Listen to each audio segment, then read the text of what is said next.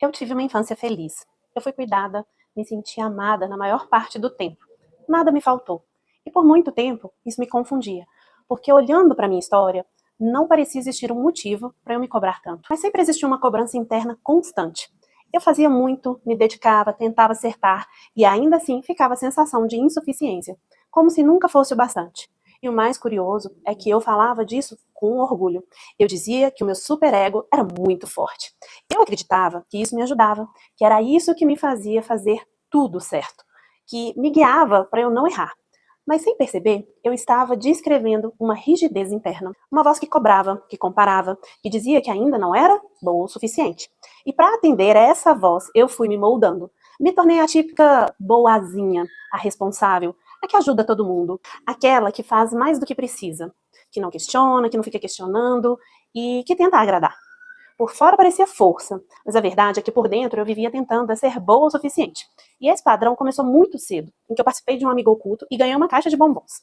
Uma colega me chamou para ir na casa dela assistir um filme, A Fantástica Fábrica de Chocolate. Ela sugeriu que a gente assistisse o filme e comesse os chocolates juntos. Ela sugeriu esse filme para que, enquanto a gente assistisse, nós comêssemos os chocolates juntos. Ela guardou os dela e nós comemos o meu. Na hora, eu dividi sem pensar, eu queria agradar, eu queria manter a amizade. Mas depois veio uma sensação estranha. Eu nem entendia direito o que eu estava sentindo, mas era uma sensação como se eu tivesse sido usada, como se eu tivesse sido ingênua demais. Mas eu não falei nada, porque eu não queria perder a amizade. E ali, sem perceber, eu comecei a aprender algo silencioso, a me calar para manter o vínculo. E isso começou a se repetir na escola, nos trabalhos e em grupo que eu fazia. Eu sempre assumia mais. Eu fazia capa, eu levava para casa para fazer o que estava faltando, organizava tudo, mesmo quando não era a minha parte, a minha responsabilidade. Era como se, para ser boa o suficiente, eu precisasse fazer mais. Dividir igualmente parecia pouco. Eu precisava me provar.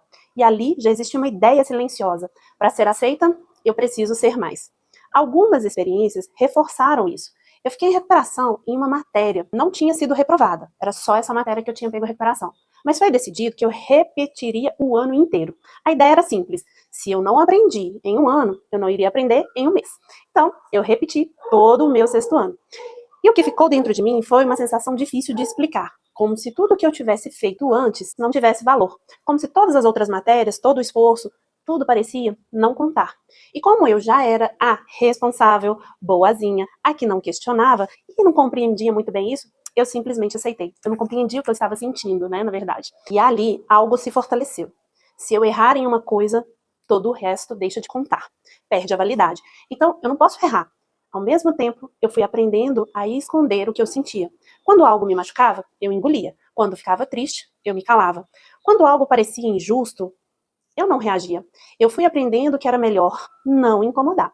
E assim foi se formando uma rigidez interna. Uma voz que dizia: seja boa, seja responsável. Não decepcione, não crie problema. E quanto mais eu escutava essa voz na minha cabeça, menos espaço sobrava para mim por fora. Eu era vista como responsável, a que ajudava, a que dava conta, a que não cria problema, mas por dentro eu vivia em alerta, com medo de errar, com medo de decepcionar, com medo de não ser boa o suficiente. E aos poucos começaram a aparecer alguns sinais. Uma preocupação constante, uma tensão silenciosa, ansiedade difícil de explicar. E sem perceber, eu fui me afastando de mim. Eu me adaptava, me ajustava, me moldava, tudo para agradar, para manter o vínculo com as pessoas com quem eu me relacionava, para não decepcionar ninguém. E isso começou a gerar um cansaço interno, uma sensação de estar sempre tentando, sempre corrigindo, sempre me policiando. Por fora, parecia que estava tudo certo, que a minha vida estava funcionando. Eu era responsável e dedicada, sempre fazendo o que precisava. Mas por dentro, algo não se encaixava. Eu fazia muito e sentia que recebia pouco. Eu me calava e sentia que cada vez mais eu estava distante.